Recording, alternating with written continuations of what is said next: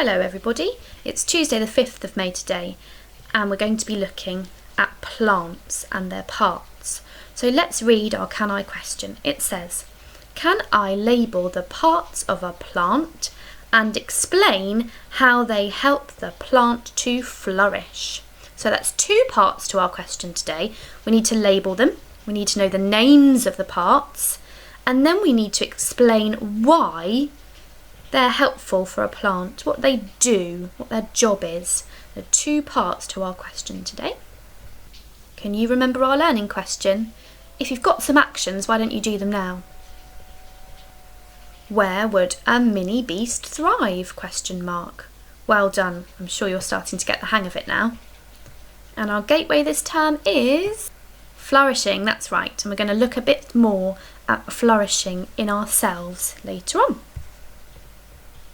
Okay, so let's have a bit of a recap to start off with about what we did yesterday and what we learnt. So here's our glossary that you should have made yesterday, and you can see that I've used different colours for the different tiers of my triangle. Here I've got everyday words, adventurous words, and scientific words. So you might like to use colours as well. So yesterday we came across this new word here, didn't we? Shall we see if we can try and sound it out? I'll spit it up for us. Ready? Go. R, r. Well, actually, it's an E sound here. E, re. And this prefix means to do something again. So re, p, o, pro. Re-pro or re-pro, re-pro, use, in a split digraph, isn't it?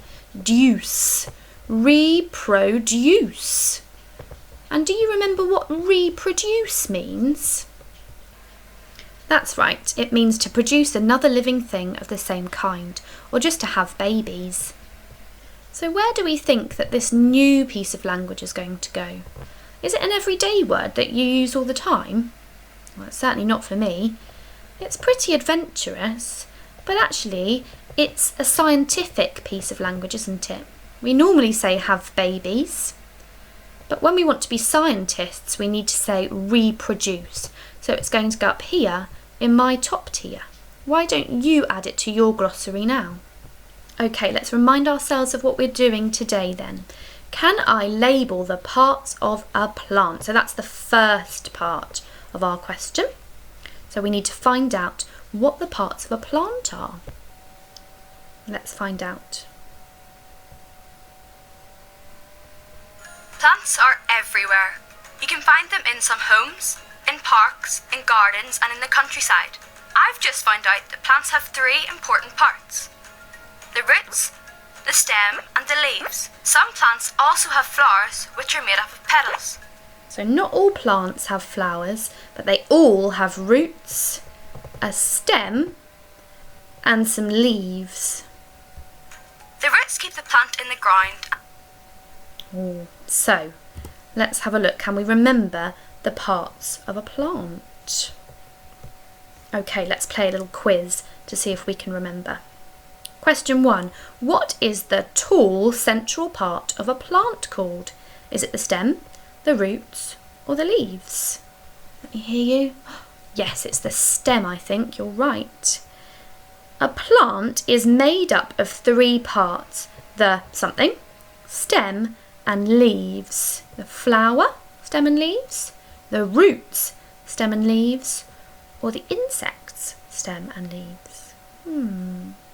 Now some plants have a flower, but some don't, and they all have roots. Let's go for that one then. What's the job of the stem? Well, we're not sure yet, so we'll stop our quiz there because we haven't found out about that yet. Okay, before we carry on with our video, finding out about what the parts do, we need to see if we can remember what they're called. So, can you find a new sheet of paper and draw me a beautiful plant? Now, your plant needs to have this bit. I'm not going to tell you what it is just yet. This bit, these bits, and this bit. So I just want you to draw your plant beautifully. Off you go, pause the video here. Okay, so when your plant looks like mine, let's see if we can label it and remember what the parts are called. So I've got some of the words here. Shall we read them? Stem, roots,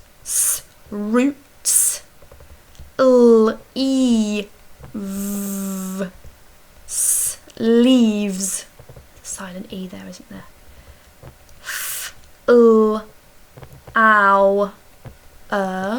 Flower. So we've got 4 different parts of the plant. I'd like you to pause the video here and see if you can match the correct word to the correct part of the plant. Off you go. Okay, so the flower bit is the beautiful part at the top, isn't it? There's the leaves there, well done. We've got the stem, that's the tall part going down the centre. And the roots live underground, don't they? Well done, everybody. So, can I label the parts of a plant? Yes, I can. What's next? And explain how they help the plant to flourish. Oh, we need to find out what the different parts do, what their jobs are, children. So let's keep watching our video. The roots keep the plant in the ground and hold it up. What do the roots do? Yes, they keep the plant in the ground, nice and sturdy, and they hold it up, don't they? Well done. They also take in water from the soil. Oh, they also drink the water from the soil, a bit like straws. They get all the nice bits from the soil. The stem holds up the plant and carries water to the leaves. So what's the job of the long part in the middle? Yes, that's right, holds it up nice and tall and it carries the water all the way up the plant to the leaves. They take in the sunshine and turn it into food for the plant. What do the leaves do? Did you hear that? Yes, they absorb, they soak up all the sunshine, lovely, and they make food for the plant in the leaves. How clever is that? The plant uses this food to help it grow. And then that's how the plant grows, by eating all that lovely food that it's made in the leaves. Now listen carefully for this part. It's going to tell us why plants have flowers. Plants start out as seeds. Seeds come from the flower part of a plant. Seeds come from the flower. So a plant has flowers because it needs somewhere to hold its seeds, doesn't it? So that it can grow nice new plants. Some seeds glide, float or spin far through the air. We know that, don't we? Because we've been reading A Seed is Sleepy. Some burst open and fling the seeds far away. Some seeds have little hooks that allow them to get stuck onto animals, move for miles and drop off. Or a plant might produce tasty fruit that an animal will eat and transport somewhere else. So sometimes an animal's poo is full of seeds. Okay, I think we can finish off our quiz now. What is the job of the stem? Does it take in water? Does it feed the plant? Or does it move water up the plant? I think it moves water up the plant. Which of these is not a way seeds get spread out? They float in the wind, bury in the ground, stick to an animal. Well, I know they float in the wind, and I know that they stick to animals because we've seen them on dogs before, haven't we? They mustn't bury in the ground. What are flowers made up of? Petals, leaves, or roots? Oh, they've got petals on, haven't they? 5 out of 5. Well done, us. Okay, so I've got some definitions here, some jobs that some of these parts do, and we need to match the job to the part of the plant. So one says this part makes food for the plant. There's another part that stores the seeds and keeps them safe. Which part of the plant keeps it stable and absorbs nutrients or good things from the soil?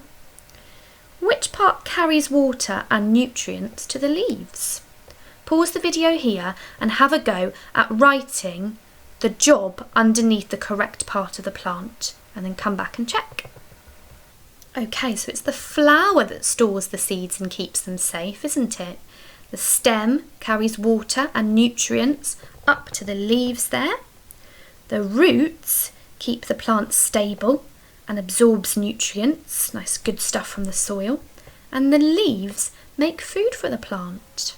Well done, everybody. Take a picture of your lovely diagram and send it to your teacher on Class Dojo. Then come back later on in the day and have a look at our Gateway Challenge. Okay, welcome back, everybody. I hope you've had a nice break and maybe some lunch. Now, our gateway is flourishing. And the first way to flourish that we saw yesterday on the video was to be kind, wasn't it? So I wanted to show you a little video. Here we go.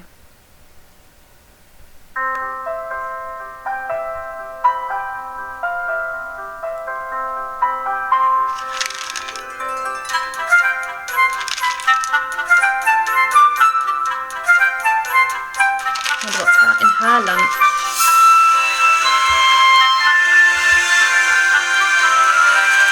Oh no, not very nice.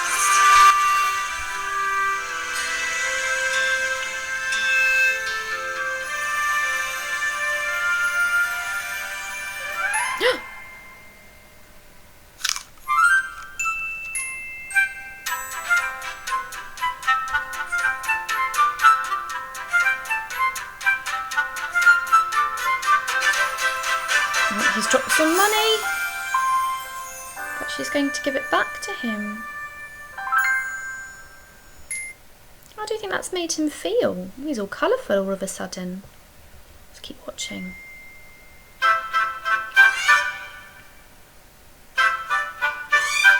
Oh, she looks like she's struggling with her bag.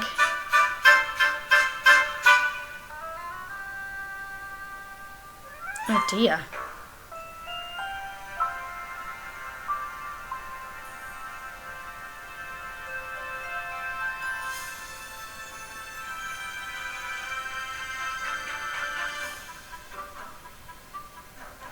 She's on the plane now, she's quite happy, her bag's been sorted out for her. Oh. What's she going to do?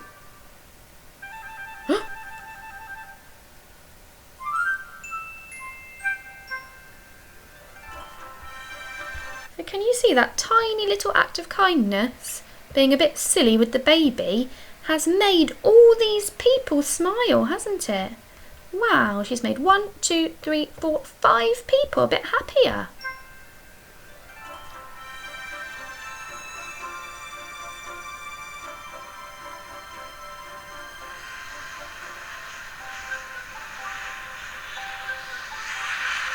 When we share acts of kindness, we colour our world. Here's your canvas, a better world. Okay. So, all of those people did teeny tiny acts of kindness, didn't they? Nothing too big, but it made somebody's day. I'd like you to have a go and see if you can do something kind for somebody today. Let me know how you get on. See you later.